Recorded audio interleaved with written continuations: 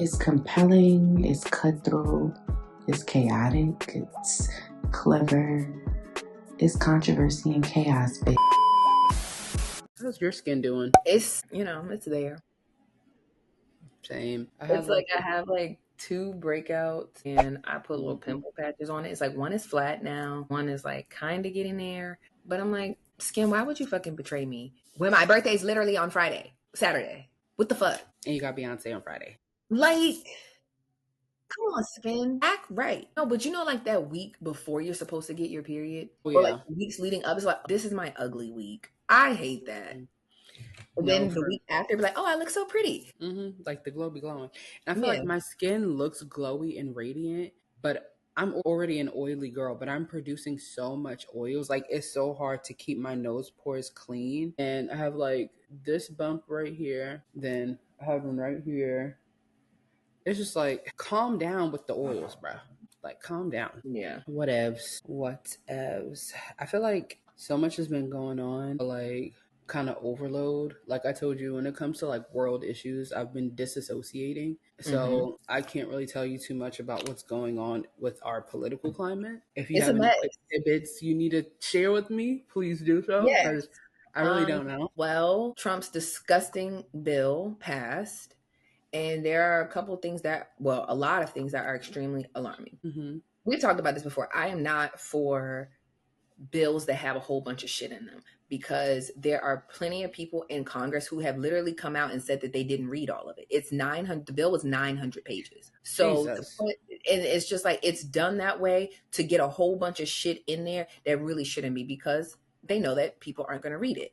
And it's annoying that these are the people tasked with making decisions for our lives, and they can't even be bothered to do their job and read. So within this disgusting bill, $930 billion has been cut from Medicaid. And I've been seeing a lot of people online who think that it doesn't apply to them. However, what people need to realize is that Medicaid is called something different in every single state. Mm-hmm. It's not called Medicaid. If you're buying your health insurance from a marketplace and not through your employer, 9 times out of 10, you have some kind of Medicaid plan, which means that your health insurance plan is literally on the line. 11 billion people are going to lose their health insurance. And majority of those people will not be able to get private insurance elsewhere, because now for people who have any like health conditions, they're going to be considered pre-existing conditions, and private insurance companies are not going to insure them.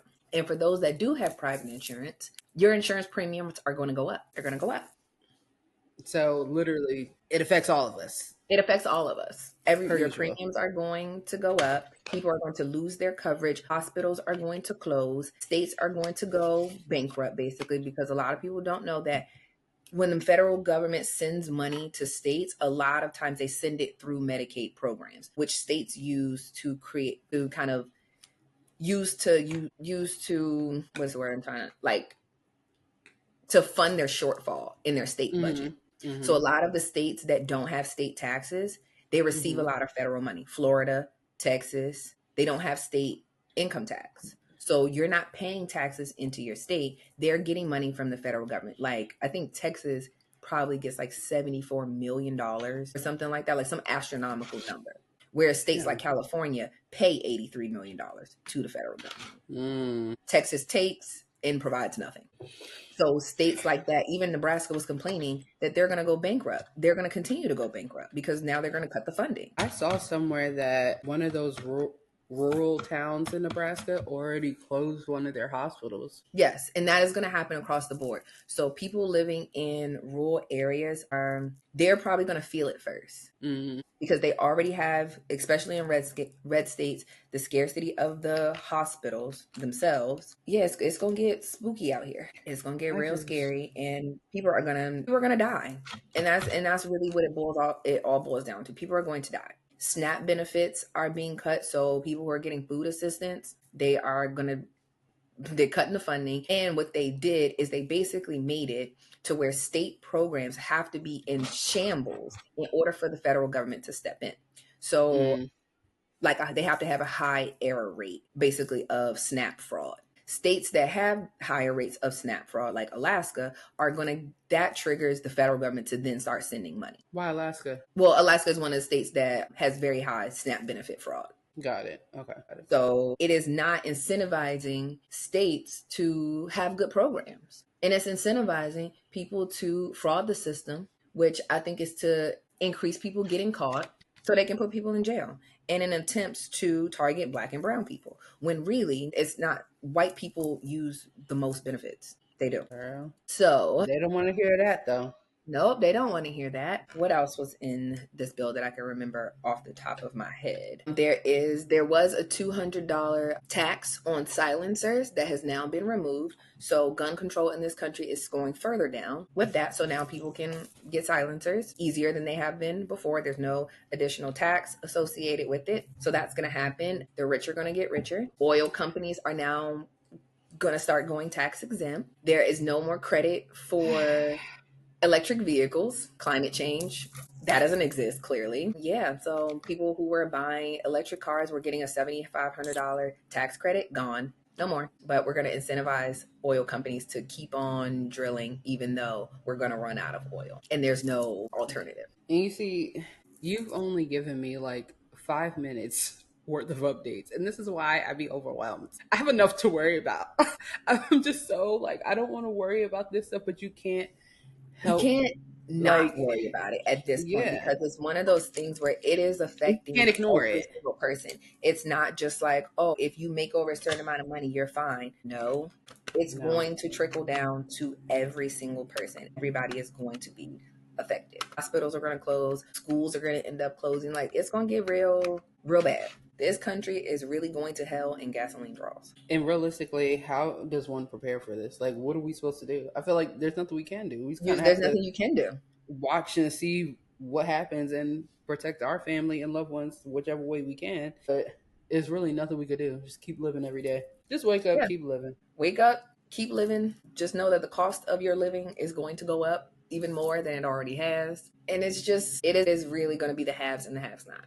The poorer you are, the worse it is going to be. And that is just disgusting. And it's just a show that this country really weaponizes being poor. Yeah. And that the people in Congress don't give a fuck. And they're only concerned about lining their pockets. My thing is, they don't even hide it anymore. At least before, they used to hide it. Yeah. Why? Why when the person in the top office doesn't? Yeah. It was like the explosion for his first term, the explosion of blatant racism.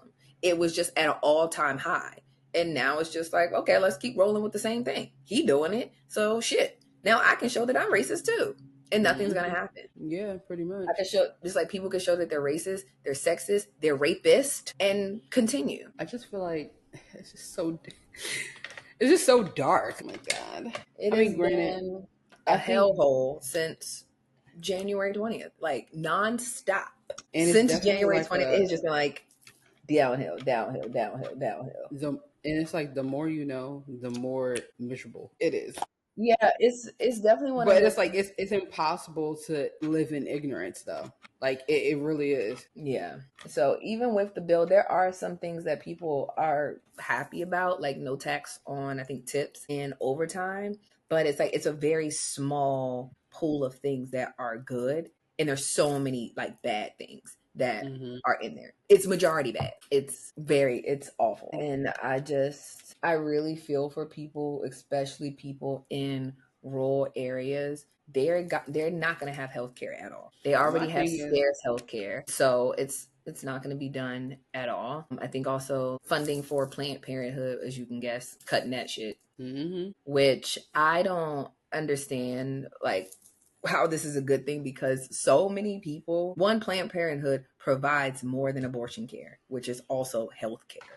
Planned Parenthood does more than that. And for a lot of people just making like abortion jokes, like I don't find it funny, especially when like the majority of men bank on women getting STD tests to know their status. So if y'all want Planned Parenthood cut and the jokes is hee hee ha ha is so funny, now when that funding gets cut and that's where people go to get their annual exams, where they gonna go? If you can't go to Bella Noche, where the hell could you go? Where you gonna go? Where you gonna go? So whole lot of people just about to just be fucked. Ass out to the wind, pretty much. Literally. Pretty much.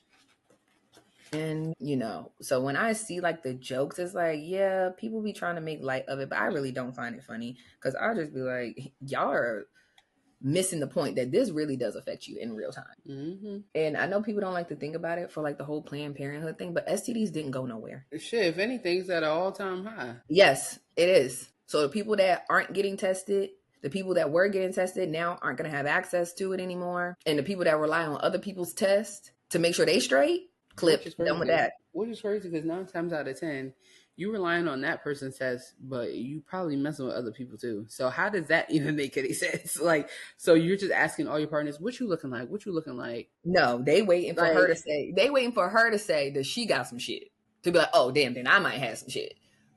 Like, meanwhile, you probably gave her the shit. Hello. Hell fucking low. But yeah, it's just very, very, very, very, very scary times that we're living in. And it is no longer like, a what if? Or it's a, like, no, this shit's happening. Mm-hmm. In real time. It is 100% real. It's happening. And people are not prepared for it. But what I don't get is the people who literally voted and asked for this that are oh so surprised. Like, they're doing exactly what they said they were going to do. Yeah. And those are people that are going to hurt, that are going to suffer the most. There's going to be more money for ICE. ICE got, I think, like $45 billion or something like that. They got some disgusting amount. Border control, more officers at the border. ICE is now going to hire more people. There are going to be more detention centers. So if you think they've been rounding people up now, they're going to continue to do that. They're already targeting Haitians. Like, the groups of people that are now being targeted, it's going to keep expanding. Yeah. It's going to keep expanding. It is not just going to be Latino people. Mm-hmm. And as Black people, we know we always on the list. We may not be at the top of the list right now, but we on the goddamn list. Yeah, so one way or another, they gonna find a way to come for us. And one way or another. Yep. And it's going to just make it easier. Like, I just don't get it. I just don't understand. And it's like, you know, that Congress knows that this shit is fucked up because they be doing these votes in the middle of the night. If everything is all cool and fine, why do you need to meet at 2 a.m. to vote? But even with that, what does it matter if they meet at 2 a.m. or not? They still going to do what they want to do. Well, because before the bill passed, the bill was sent back and they had enough votes. And then all of a sudden, they didn't have the votes no more when they voted at 2 a.m. I'm like, oh, so y'all flipped again. So they was moving like thieves in the night. Yes, that has been what they've pretty much been doing this entire time. And that's why it's just like, come on, really? It's like, it'll look positive and then boom. And they hit you at 1. Yep. Or 2 or 3 or 4 or 5, 6, 7, 8, 9, 10. Yep. It's like, while you're sleeping, you're losing everything. See, that's why I haven't been sleeping peacefully. Just very uncertain times. And I just like get exhausted every day from the information. It definitely, I be on information overload sometimes. So like certain things I just don't even pay attention to because I'm like, I can't. You can't. You really I try can't. to pay attention to the political things that I'm like, okay, this really affects my everyday life. But certain things, dare I say it, like the whole Diddy trial, as you know, I have not been like active on it. The man is guilty. I don't give a fuck. The man is guilty. So for me, it's just like, I don't have the attention span, the mental capacity to deal with that shit. Because it's, again, another show of just like how disgusting of a world we live in. Meanwhile, I'm the opposite. I've been tapped into the Diddy trial, and where I'm not surprised at the outcome, disappointed, sure, because it's just like, I think for me, I'm more so disappointed by the celebration of people and celebrating his quote unquote win, which we don't really know. It's a win because, yeah, he's not going to be in jail for the rest of his life, but we don't know what his sentencing and all that stuff is. I think he has a hearing today, so by the time this airs tomorrow, I guess maybe we'll know what his status is. But for me, it's more so just like putting a mirror to people in our society or even in our own friend groups or circles. It's like, our society has like no moral compass and no, like, it's just disgusting. Like, I understand that if the law or government wasn't able to prove the RICO, right, which I don't even know. The only reason why I say, okay, fine, they probably didn't properly prove the RICO is because Combs Enterprises, Bad Boy Entertainment, all that stuff it was not created in order for him to do these crimes. However, he used his resources in order to do the crime. So technically, it's not a RICO. But I just feel like, dang, the government, the feds should have, maybe thought about what they were actually charging him with or charging him for before we got here, because it's like y'all almost had him. And I'm not saying, oh, I'm just plotting for him to go to jail, but it's just like, I'm sorry, you're guilty. And for you to just be able to walk away with potentially like no consequences is really nuts. And it's like, think about all the men or just people in general, because there are women too who condone this said behavior. And it's like, so y'all think this is just okay to do? These things are just okay? Yes. And like I said, we've talked about it a million times. And do I think he's wrong for being a freaky frog? No. But the abuse, the coercion, all that stuff, I think is wrong. Just how he paid male escorts for his little freaky fantasies, he could have paid women escorts. And guess what? The crazy thing is, after this trial, I'm sure there are plenty of women's and men that say, oh, this is what you into? Well, how do I sign up and get paid? Because I'll do it. There are plenty of people who will happily. Yeah. So that's my whole thing. It's like, if this is what you into and this is what you wanted, you didn't have to go about it this way. There's enough freaks in the world. Trust me. Yeah. Yeah, I guess that's my whole thing about it. It's just like, why we have to abuse people mentally, emotionally, physically, financially. Why do we have to abuse people to get our shit off? And it's just kind of like a power complex. Mm-hmm. And I think that that's been evident in everything that he's done. This is just a power complex. Even if we take it back to, yes, we were thoroughly entertained by making the band, but the shit that he was doing, you're doing this just because you have the power in the situation. Yeah, you can. You can. So you are. And it's just like, I'm going to make you do whatever I want you to just because I can, and you're going to do it. So it's just so disgusting. Literally. I was like, nasty work. Disgusting. So that's my whole thing about it.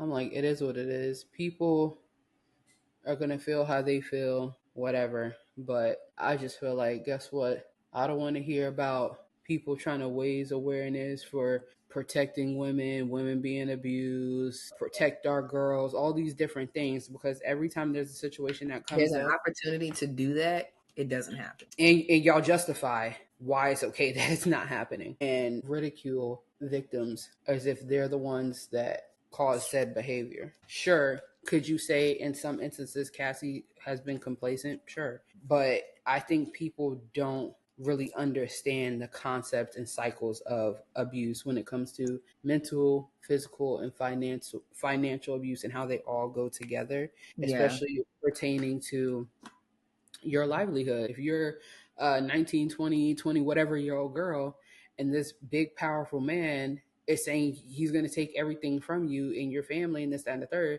and you quote unquote love him and he quote unquote loves you. Like, I just don't understand how people don't see how Cassie could be a victim, but your auntie, Miss Jean, Miss Bernadette, been with the same cheating, nasty husband that whoops her up and down the street, up and down the house, up and down everywhere, cheats on her, don't want to give her an allowance, but don't want her to get her a job. Like, I don't understand. You see that with your own eyes, and you see them stay with that person, and you say, what? Like, I'm confused. Is she not a victim? Nothing. And I just be like, okay. For all the people who are just like, they deserve it, I'm like, okay. Sometimes it's like, I keep mental note of the things that people say. Is it fair necessarily? I think so. So I just keep mental note of it. And I just be like, okay, so I know how you feel. I know what you support. And I just kind of make a mental note and cool off that. Yeah, for sure. Especially like, nigga, I have daughters. Exactly. And that's the thing that I feel like as a parent, I could never just sit idly by and just be like, oh, this is okay. Because you know all too well how easy it can be to get wrapped up into a situation. Like, it starts out as one thing and then it just snowballs into something different. It's like, wait, this is not what I signed up for. Literally. That's literally how abuse happens. Yeah, like we're way too far gone to even do anything. And I think even in the whole thing with the Diddy style, is like people aren't taking into consideration drug abuse and drug addiction. I mean, how many shows or things have we heard? Like people will do anything for their next fix. A straight man will magically turn gay and start sucking dick to get a next fix. And it's like, oh, that's addiction. You can be forced to do things and just be willing to do it just so I can get my drugs. Quite literally. And it's like, now we magically don't understand that. How? Sway? Hello? I don't get it. And I really, granted, I'm not saying I'm the most like empathetic person, but I do feel like it's crazy when things like this happens and people use the mindset of like, well, it's not me, so well, I don't know them. Those are celebrities. So Yeah, you like, can't. that's what people with money do. And it's like, no, you can have money and not be a horrible, shitty human being. And not only that, why are we acting like the brokest of niggas don't be abusers? Like, I'm confused. Yeah, I just... Niggas with money aren't the only... Men with money are not the only people who abuse women. Let's be and get real. away with it. And get away with it. So I'm just over that whole thing. I'm like, and y'all be mad when women choose to pick the bear. Hello. So it'd be, I don't know how much more evident it could be. Like, yeah, give me the bear every single time. Give it to me. I'll take it. I would take a lot of times, like, I would take my chances with a wild fucking animal than a man. A horny one, yeah. Wholeheartedly. A dangerously horny one, yeah, for sure. I will take my fucking chances. On a lighter note, speaking of bear, you know that there was a black bear in my neighborhood? And they put you have the Frederick Bear? I guess. There's a whole Facebook page for him. He all over town. Really? I haven't seen the motherfucker. Thank God. But it was in my mom's neighborhood once. Really? They put it in our portal on like June something, and we just saw it like last week. So ever since, I've been so paranoid at nighttime looking for the black bear. Oh my God. Girl, and I just been coming to your neighborhood just like... Me too. I had no idea. Around in the neighborhood, and there's a fucking bear on the loose. I know. So unaware, just like, okay, this is fine. Me too. And Matt's like, don't go to the dumpster at night. I'm like, I've been going to the dumpster for weeks. We went to the fucking dumpster at night.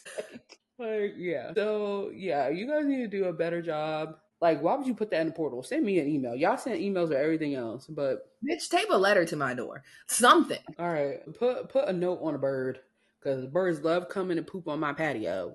Like, please. What the hell? They will get the message to me. Somebody. But yeah, I just thought that was so crazy. You have a bear. You've been bared. I don't want to be bared. Anyway, sorry. I just I don't know why I do that. The whole breaking out into random song is just so me to my core. It's disgusting. No, it's a part of like vocal stems. Like I must do these all the time. I make a lot of noises.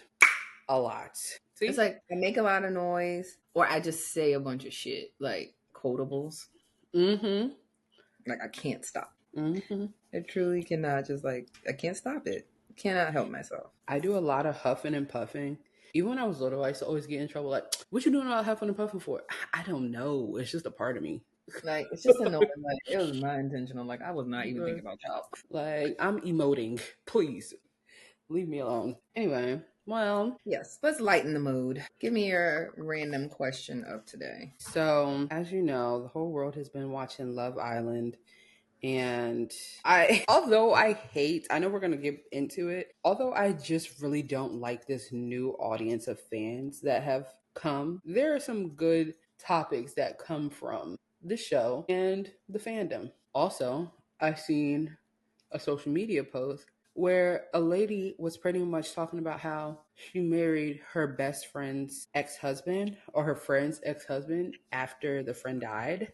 Mm-hmm. And that just brought me back to Nicolandria, sweethearts, everyone's rooting for, blah, blah, blah, blah. Is it ever okay to date your friend's ex-boyfriend, ex-lover, ex-husband, ex-whatever? Is it ever okay to date your friend's ex? After death? No, in life. Oh, in life? Shit, in life and death. Okay. So this is one of those things that is like, you can't tell nobody what to do when they die. Like, Like, okay, you're dead. What the fuck Who you gonna said do? that? Because I'm telling you right now, I Like, don't I care just feel what like happens. I'm haunting motherfuckers. Like I'm coming back and what Beyonce say, I'm haunting you. Like, I'm haunting. yeah, but in I'm coming to situations, check up on this stuff. well, in situations where that actually happens, it becomes kind of understandable only on the basis of grief. Typically, the spouse and the best friend know that person so well, so the only person they feel like they can help through the grieving process is each other. They Yeah. understand exactly what that person is going through. So sometimes you connect via the grief. Yeah. So it's like I can see how those things happen. However, I want that to happen. Like I just feel like why are we, if somebody breaks up with somebody, why are we keeping that person in the circle? Like they're gone. You know, I am wholeheartedly, I don't believe in spinning the block, none of that shit. So if a person is told to bankhead bounce up out of here, bitch, why are you bringing them back? Now I got to cut you out the circle. There's so many different scenarios that we could talk about in relation to this. Like, okay, for example, for me, right? I would say if one of my friends somehow ended up dating somebody I used to talk to or somebody that previously I had mutual interest in years ago. Let's say like I met them in college we were talking and then like literally, what is it? 12 years later, 15 years later, they meet the person and it's just like, oh wait, like, you know what I'm saying? Something like that. It's like, I don't think I would be upset, especially because it's slim pickings out here, they say. And especially if it was somebody that I wasn't like in love with or even had sex with. You know what I mean? I think I could get over how that. far the relationship went matters. Now, if I dated this person, like that was my boyfriend, hell no. Yeah, no, for now, sure. If we just talked or they had my number and like talking, like if you texted me for 2 weeks, we didn't talk. Like then cool, fine. I truly don't care, and I don't need you to say nothing about it. I really don't give a fuck. But if I dated said person, if I imprinted on that person, right? No, yeah, I'm not trying to share fluids. Because I don't want them around. Like when you know how I am. Once I'm done with a situation, I don't fuck with you. Most times, not even that. I don't. It's just like, why? Well, anybody any of my exes, I don't fuck with them. Well, I'm saying maybe not an ex, but somebody you might have entertained. Yeah, okay, somebody I entertain, I don't give a damn. Do what you please. But if I dated this person, especially like me personally, it did not end well. So that's a hell no. That's a hell no. Yeah. It didn't end well because I don't want that person around. Clearly, I don't want to be around them. Mm-hmm. So now you bringing them around. Now, bitch, I can't be around you. Hello. Now we can't be friends because I don't want that shit in my space. Yeah, I agree with that. That's what I'm saying. Like a situationship or like a situation where it's like, okay, I talked to this person. I wasn't really that interested. We might have hung out, went on a couple days. I ain't hunching. You know, like have at it. I don't care. Have at it. Because, hey, it didn't work for me. It might work for you. Okay?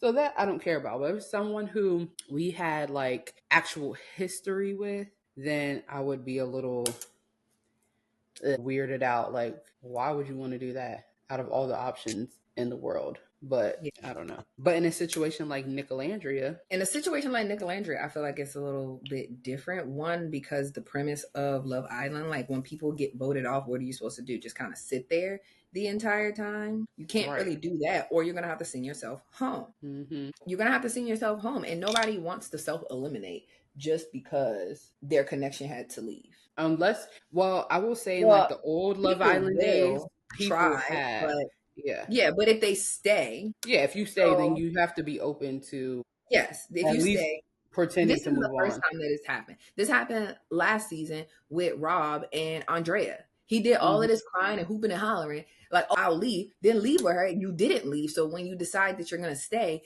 you have to be open to other connections. Mm-hmm. So in this whole Nicolandria situation, Nick could have chose to went home, but he didn't. He could have chose to went home behind Sierra if he felt so strongly about their connection. But from what I have witnessed with my eyes, he ain't feel strongly about that shit at all. So it was like, fine, get up out of here so I could really, because the baddie that I really want has been right here the whole time. And I haven't been able to do it. So now we about to get shit started. She ain't been paying me no damn mind. Because she looking straight past me. Focus on Mr. Grasshopper. Girl. So, yeah. I personally don't think in the Nicolandria situation that she's wrong, especially because even seeing how everyone is reacting to old girl not being in the house anymore, it's like, did y'all ever really fuck with her? Like, I'm confused. Like, I know production could just be producing, but the energy in the house just seems so much better. Everybody is so like pro Nicolandria in the villa, and it's like, maybe there's more than what we saw, and that's why people are reacting to her absence this way. You know what I mean? Yeah. Was that it on the question? Yeah. Just, is it ever okay to date your ex, your friend's ex? Okay. And we've determined situational. Yeah, situational. It is a situational thing. Okay. So now to my thoughts about Love Island. Mm-hmm. And I want to stop what I'm doing and let my concealer set. Because I want to talk to the producers and I want y'all to listen to me good. Y'all have ruined the fucking show. Production has ruined the show. It is not, I've gone back. Is it the cast? Is it this? No, it's 1000% production. Mm-hmm. And how I know it's production, the last 2 episodes have confirmed it. The last 2 episodes are the most regular Love Island episodes we've ever watched. Exactly. And you can't tell me that the cast out of nowhere just started acting normal.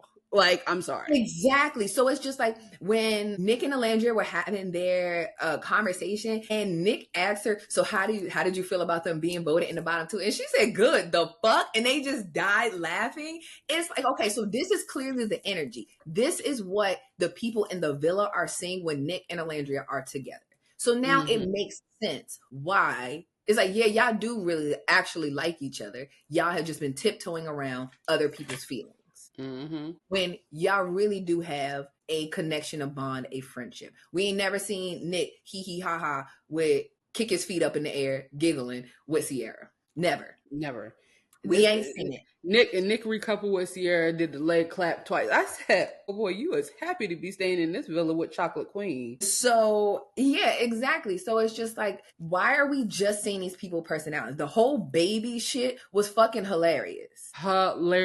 These people are fucking jokes. And it's just like, I hate that production that y'all have given everybody characters to play. Y'all have ruined the show. We didn't need that. Just let these people come in here and be them. Just let it be. Show us what, if they would have done what? At this point, we're on what, episode 27, 28? You had 28 episodes to show this, but there's been so much debauchery and boringness going on that y'all have fucking ruined it. Mm-hmm. Really just sat there and soiled it. Like, really fucking ruined it. And I just don't understand. It's like, sometimes the general public should not determine the flow of the show. At all. Just because, yes, you can listen to the commentary online, but just because the show is in real time does not mean that you should actively be switching up in real time. Stop. And yes, I understand. Because y'all are listening to people who kind of don't know what the fuck they're talking about. If you're new to Love Island, shut up. Literally. We don't want your fucking opinion. There's too many goddamn opinions all over the place. It's like, just produce the show. You're a producer for a reason. Love Island is a popular show for a reason. So once they deviated from the original plan, it's just mess. Yeah, it's like they're the trying way to they like did everything. I just don't like it. Why can't we see the people's personality? Like Alandria being typecasted as a strong Black woman. It's like, bro, she has fucking jokes. She's a regular girl at the end of the fucking day. Anybody who deals with somebody, you talking to, whatever, they start talking to somebody else, you are not like, oh, well, I'm so happy for them and all that. Bitch, you like, fuck no, I'm not happy for them. Fuck them. Mm-hmm. And that's just real shit. I mean, at one point she did say, like, claps for them, but it wasn't in a sense of like, oh my God, they just look so cute together. It's like, listen, you moved on. Go ahead. I hope it worked out for you and call it a day. But I also do like to see, even with that caveat, the simple fact that Clark, I feel like, is opening up to all the girls too, and like kind of just coming off more friendly, because but I know that I also think is production. I think that's production, because when they were giggling in the makeup room, mm-hmm. I'm like, clearly y'all have regular conversation. When Amaya approached her and just doing things, even with Taylor planning the date, if y'all don't have any kind of like rapport or anything, she wouldn't have been like, oh, we could just sit right here and let's just try to make conversation. Mm-hmm. It's like, come on. It's like everybody is typecasted. Clark is typecasted as the homewrecker mean girl. Mm-hmm. Huda is typecasted as the mean girl with a heart of gold, when really we've just seen that Huda's a fucking bitch. We've seen it more times than we care to. Sierra was typecasted. Ace was typecasted as like pretty much the angry black man. The angry, opinionated black man. The angry, opinionated, short black man. And it's just like, come on. When really, if you look at it, most of the people, especially the men, come to Ace for their advice. Exactly. And I feel like everything has nuance in it. Let us see that. Like, yes, you can see that. It's just like, oh, we need a villain. So here, let's make the villains. But the actual villain, we can't let her be the villain. Let's make it somebody else. And it's like, no. And even it's real because every person who's done their actor son has pretty much said the same thing. Don't nobody had nothing nice to say about her. No. So it's just like, why are y'all trying so hard to paint a different picture when that's not the reality of what they're living? We don't want to see no made up shit. Like, I want to see what they do every day. I want to see what's going on in the villa, real time. Like, clearly, they not just sitting there having these deep-ass conversations all day. They got to keep themselves fucking occupied. So y'all been doing shit like this baby shit all this time? They got shit going on like, oh, here's something fun you could do today. And y'all not showing us? The baby thing, that's definitely like a, what's it called? One of the activities or challenges that they always do. But I feel like one of my biggest critiques with production, for one, we didn't get enough dates. I feel like, why weren't people going on dates? Like, I'm confused. Why was y'all not putting people on these dates? All of these challenges were just messy or useless just because challenges, opposed to challenges that kind of focus on connection and the cast actual relationship. Really no incentive to do anything during the challenges, but just make out the whole time. And it's like, whoever is coming up with these games, you got some disgusting kinks. And you a horny motherfucker. Like, why are you so dangerously horny? Please. Like, come on. Every time, it's just like the milk one, that shit I said, yeah, nah, y'all are on a different level of bullshit. I cannot. Yeah, I know. Why are we spitting milk into each other's mouths? What? And why? I know it's on Peacock, but goddamn, what is happening here? I'm telling you, it'd be soft porn. I'd be like, whoa, hold on now. They be doing the most. And it's like, slow down, Savannah. Why are we fucking doing that? Not feeling that. So yeah, definitely production took away a lot of the key elements that focused on couples actually building relationships, even with the audience. It's like, why are we constantly voting for our favorite girl, favorite guy, opposed to voting for our favorite couple? And it's because they typecasted everyone. So it's like everybody has their role. And I feel like this is production's way of trying to see, is this going to work? No, bitch, it don't fucking work. No. You don't like it. And my thing is too, is like, it's just too, I can't take it. It's too much. Put it back. Just ruining good shit. I just am like, why? And it's too late to save it. Like, trying to redo it with these last couple episodes, it's like, we too far gone. Y'all have ruined it. Mm-hmm. Y'all have literally ruined this for no reason. And it's just like, at every single turn, no dates. Where's the speeches? Like, I'm choosing this guy. Like, give me a real fucking speech. Not when we know guaranteed who everybody's gonna pick. Mm-hmm. Like, yeah, I feel like that they was the just recently started recoupling. Yeah.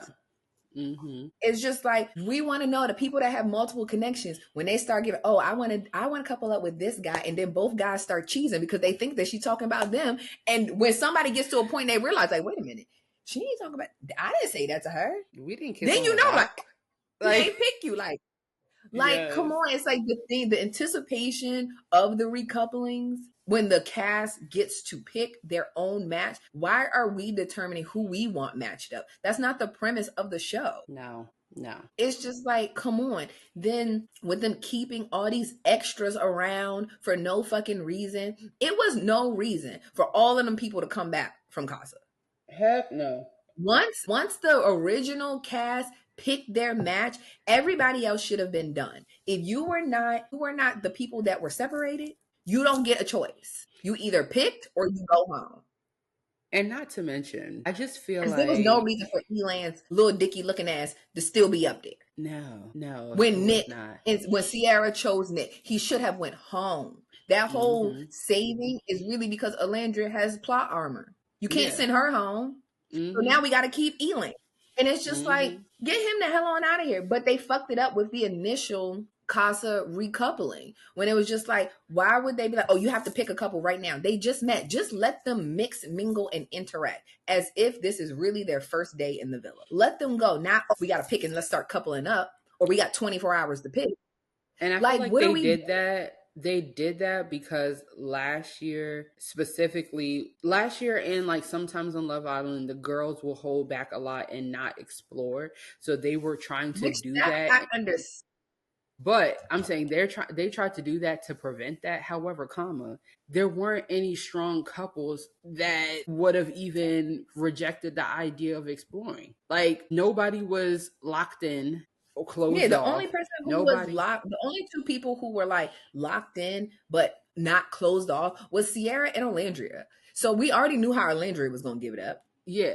Sierra was going to be thinking about Nick. Cool, fine. You usually but have she one still or two, would have explored. Yes, she still would have explored. Maybe not. I might not pick this person, but I'm still going to talk to them, have conversation, what have you. Right. All of that was all well and fine up until... She hot in the pan. She going to do them challenges and take it all the way.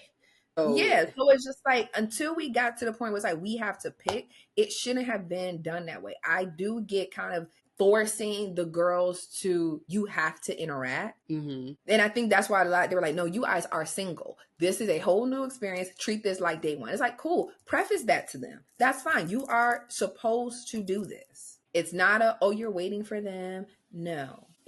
Involve yourself in the actual process so that way we can see how this is going to work. Mm-hmm. And then if the people who were separated, who were in the original couples, don't choose any of the Casa people, then all the Casa people should have just went home. Yeah.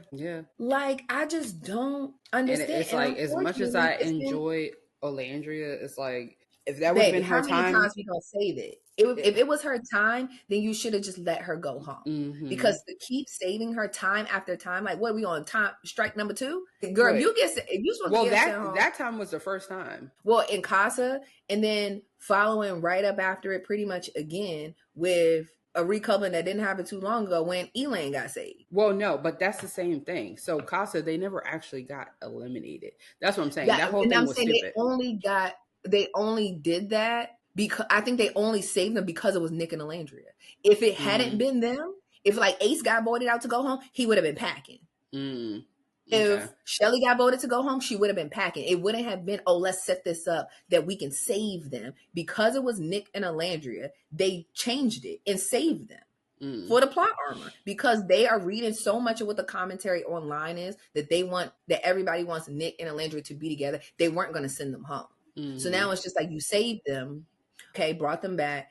And then now when she's supposed to go home again, we can't send her home now. So now we got to create something else. Like, so save one random guy. What the fuck do they know about Elon? Nothing. Get him out of here. Who were the other options though? It was Elan, the other Zach with a C, and JB. It's like, all of them should have just went home. And Olandra, unfortunately, she should have just went home with them. Yeah. Pack it up. It's over. It's time to go home. The continuous saving and keeping all of these bodies around didn't make sense. To have an elimination where 5 fucking people went home after we just had another one where another 5 people went home. Why do we have so many bodies? And we're nearing the end. If the finale is supposed to be this week, there was no reason to have 15 extra bodies laying around. Mm-hmm. We are supposed to be dwindling down at this point. And I just don't get it. Like, production, this was first class garbage. Yeah, they definitely bit off more than what they could chew with that one. Just definitely. The whole season. And it's just like, I feel like in order for them to save Love Island, they need to go back to the original format. Or if you're going to change things, have more dates. Have it so at least every couple has an opportunity to get a date. Why are we just now opening the Hideaway? And why are we opening the Hideaway? They've been fucking next to each other for weeks. So what are we doing? Why are we opening the Hideaway? Like, what is the incentive for the Hideaway? Nothing. Everybody been getting it in right next to each other. So getting it on till the break of dawn, honey. Like, what? Like, everybody is in that bitch hunching. Which is still maybe on brand for Love Island. Because they be the ones sleep. They be knocked the fuck out. Such an old married couple. Like, truly. I'd be like, yo, ain't no way. Honestly, Autumn sounds, I would have to go sleep in Soul Ties. I cannot do that. I feel like they just get used to it. But even like old school Girl, I Love would have to Island, get my like ass up and go. No, like I can't Love be Island UK, Love Island UK. When I tell you, they used to be having orgies in that mug, like, and they did not cut out, like, they would be loud, like you did not cut out no sounds or nothing. I used to be like, my God, like this is literally pornographic content. Like, what they used to be doing. Yeah, so it's like I get you don't need to show us. You could show a little clip, but we don't need to see the whole thing. We're not trying to watch. It's fine. We don't need that. I did want to bring up a hot take that some people have been saying online about the show and just different things. Now, I feel like the fan base is just, it is what it is. Like, we can't fix it or change it now. It is what it is. The parasocial relationships are crazy. And I also think that, like, people who are closed-minded, I don't know how you can really watch this show, right? Because, for example, there are people who love Nicolandria, and where I don't really understand it, why they're so obsessed with Nicolandria being a couple, I do feel like it gives a little bit of like, ooh, the forbidden fruit, the black girl, the dark-skinned black girl with the white boy. Like, you know what I mean? Like, it gives that a little bit, because you have the white boys online that are like lusting and drooling over Olandria, like fetishizing her. And then you have the black girls that look at it like Prince Nick coming to save her. Like a Disney movie. Like, what's that one? Like Princess and the Frog, I guess. Like, oh no, she had a black man. I don't know. Whatever them Disney movies are that got, the white man saving the black girl, whatever. Or the woman of color. That's what it gives. And I think the fantasizing and fetishizing is a little weird. But I also feel like in a more adult conversation, I think a lot of times black women on this show struggle because it's no secret that majority of black women are super race loyal. Like, you're automatically going to pair up or try to pair up with the black man. And that's not always the case on this show. Like, there's been plenty of times on Love Island or on these dating shows where the black woman will save the black guy and be in a couple relationship or a friendship just because it's like, I'm gonna keep you here. When it's like the shoe's on the other foot, that doesn't happen. Or you blatantly choose to continuously pick somebody other than me just to end up with me in the end. Like, that sort of thing. And where I do see that as an issue, I also see an issue where it's like, as a black person watching this show, you shouldn't be so up in arms about Nicolandria being together, because if you're going on a dating show like Love Island or any of these shows, and majority of the people are going to be white with a sprinkle of colors in there. Yes, it's gotten more diverse over the years, but you should be open to dating other people than your own race.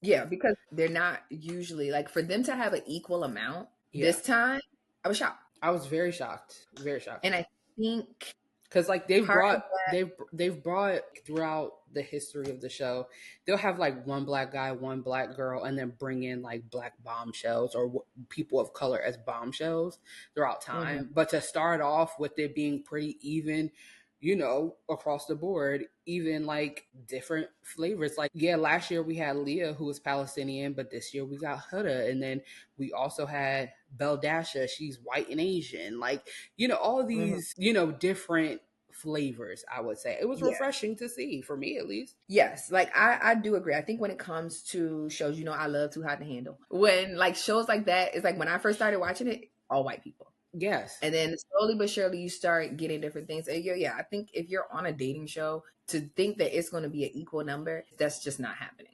And also, like, date openly. If you don't really like that person, don't just save them. I think with Love Island, they kind of got into that last year with Janae. With the friendship couples, And a lot of friendship couples. And I think that was a lot of the issue. It was just a race loyalty.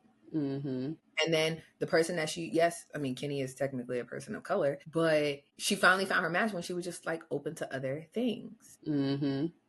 So dead set on this, like, get to know other people, but you just have to explore.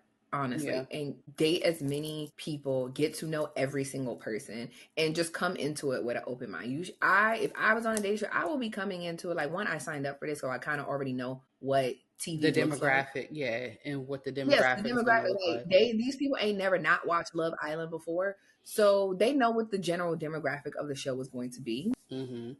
So if you're signing yourself up to go on there, go into it with the same premise. Like, I've seen this, I know what the demographic is going to be, and if I'm not 100% open to that, then I shouldn't sign up to be a contestant. Mm-hmm. Yeah, I agree. Because it really kind of just is what it is. And I think that's been the case for all the Black people that they've had on the show. Even when they brought in Coco and Clark, both of them chose, who did they choose? They both chose Taylor at first, yeah. Yeah, they both chose Taylor. And it's just like, no shade, no tea. They chose Taylor because he was Black. And tall. If Ace was taller, somebody would have been over there.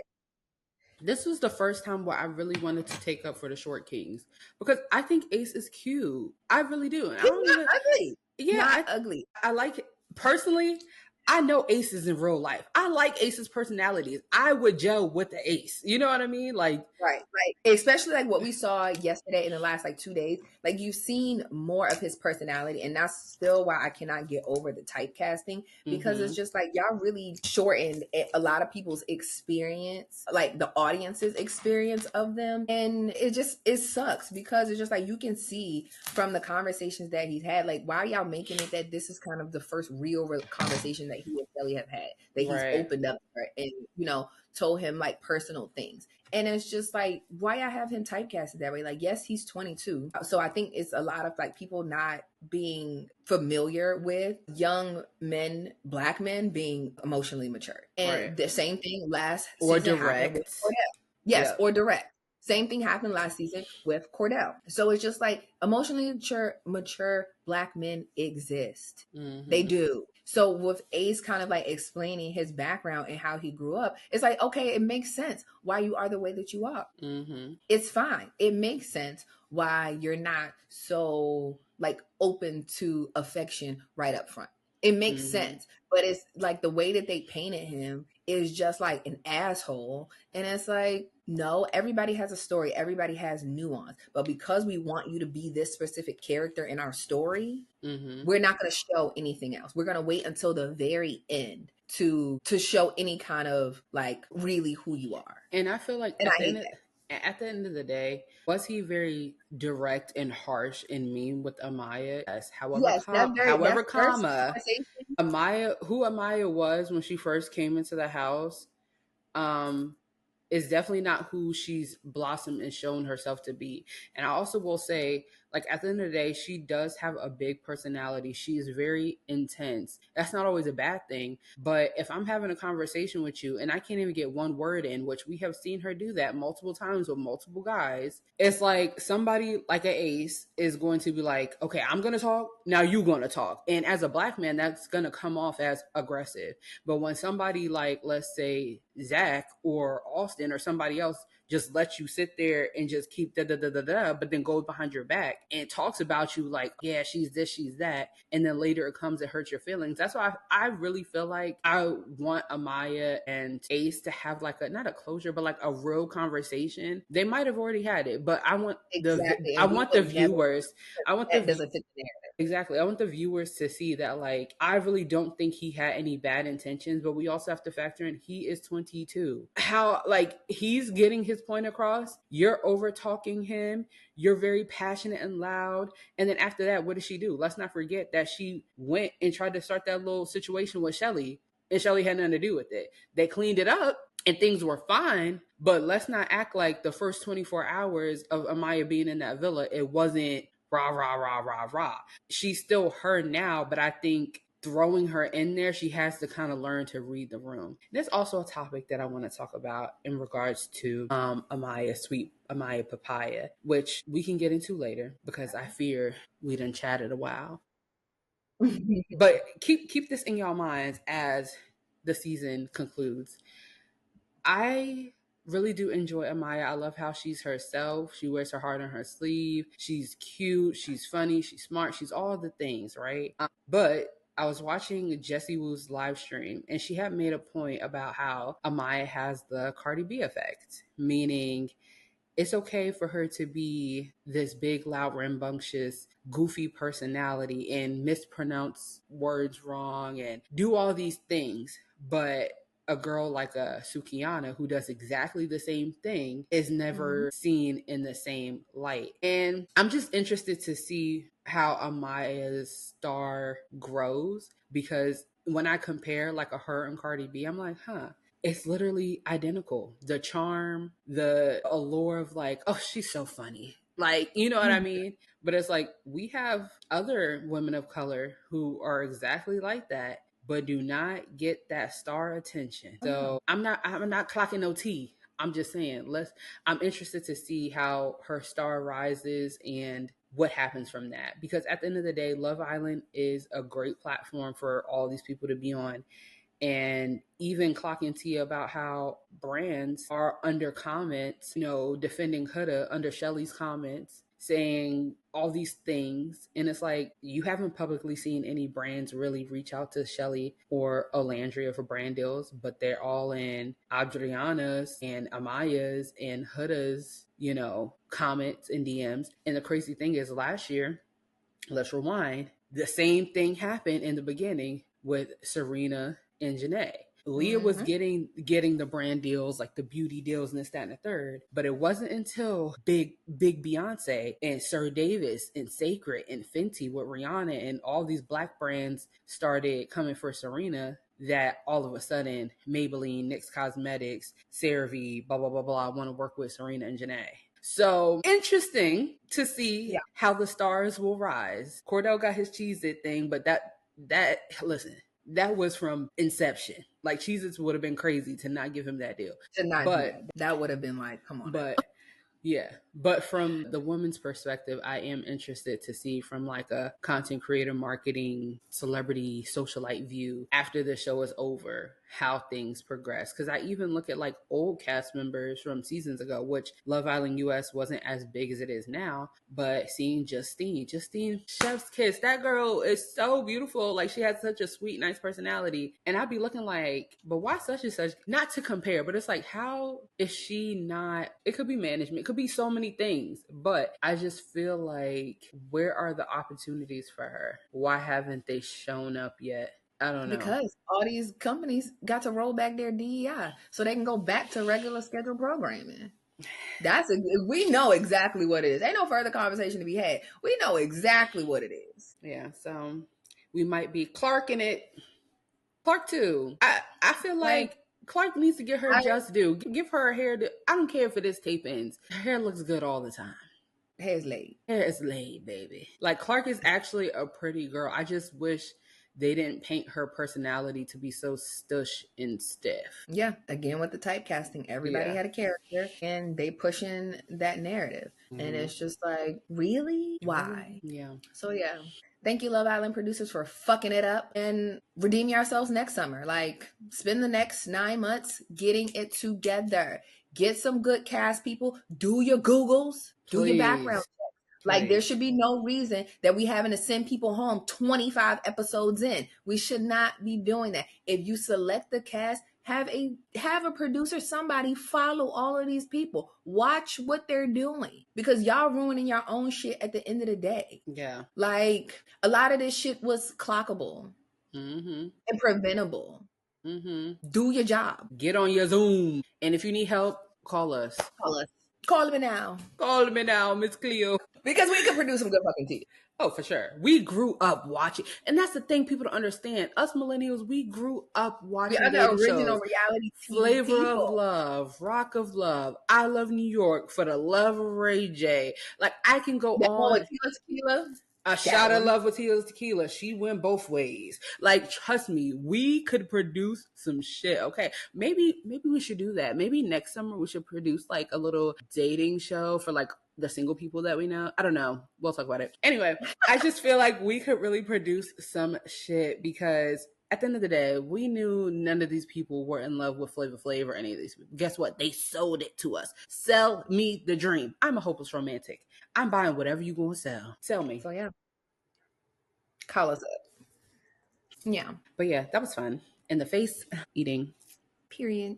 Tan lines doing too much. But, well, mine are kind of like dissipating a little bit, so that means I need to go outside. yeah. But yeah. All right. We got to get up out of here. Okay. Bye.